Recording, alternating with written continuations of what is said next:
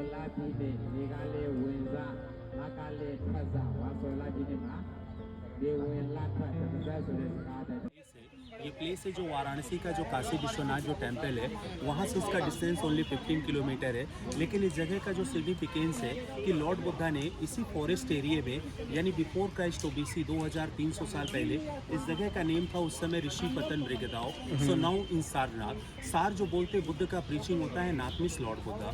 तो पूरे इंडिया में जो बुद्धिज़्म स्प्रेड हुआ था सबसे बड़ा ये बुद्धिज़्म का जो बर्थ प्लेस बोला जाता है वो सारनाथ को ही। सार means preaching, Nath is Lord Buddha. तो यहाँ से बुद्ध के 5 डिसिपल थे फॉलोवर, जिनका नेम है कौंडिनी वप्पा, महानामा, अश्वजीत, भद्य।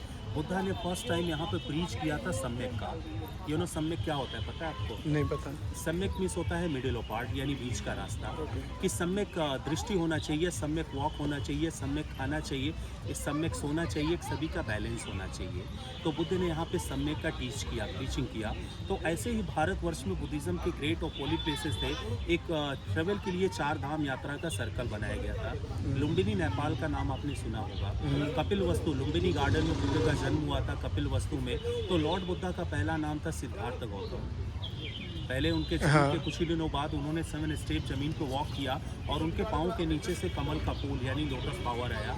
अगर उस तरह देखेंगे तो क्या बोलते हैं, संभवतः री इनकॉर्नेशन गॉड ऑफ विष्णु के ये माने जाते हैं लॉर्ड बुद्धा। दिखता है तो वहाँ पर श्राप की जगह बोला जाता है। अच्छा। और उसी के बगल में बौद्ध है, यानी बौद्ध का जो संपूर्ण बोधिसत्व का ज्ञान मिला था बोधि वृक्ष के नीचे, जहाँ पे एक सुजाता नेम की लेडी ने लॉर्ड बुद्धा को स्वीट दिया था, राइस एंड मिल्क, यानी प्रसाद के रूप में खीर दिया। पहले वो पीपल का पेड़ नहीं था, पहले वो बैनियन ट्री था जिस पेड़ के नीचे लॉर्ड बुद्धा ने तपस्या कर रहे थे।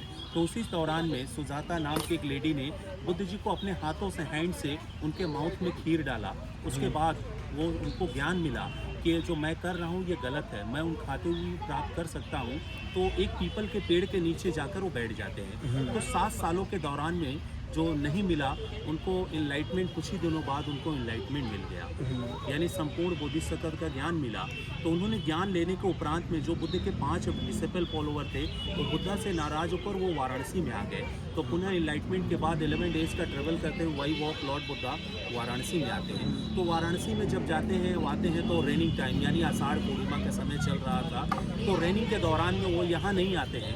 पहले तथागत घाट है, आपने देखा है, जहाँ पर डेड बॉडी को फायर किया जाता है। लॉर्ड बुद्धा वहाँ जाते हैं और वहाँ पर जो एक श्राद्ध को व्यतीत करते हैं।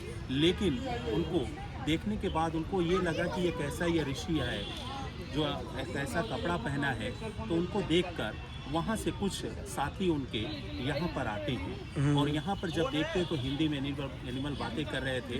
तो उनको अंडरस्टैंड हुआ कि होली प्लेस ये भी है। तो यहीं पर बुद्धा ने शिक्षा दिया था अपने 5 लोगों को। एग्जैक्ट कोई नहीं कहता, राइट नो हियर बुद्धा ने प्रीच किया। तो आपको मैं एक चीज़ दिखा रहा हूँ यहाँ से। Okay, ready. लेकिन स्तूप के अंदर कोई स्पेस, कोई दरवाज़ा नहीं है क्योंकि ये सॉलिड है।